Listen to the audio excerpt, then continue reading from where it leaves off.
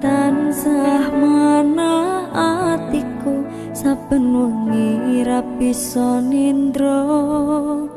netraku lewat liris swara angin tak titipke rasa kasmaran setino kaya sawindu ngantu-antu ngenteni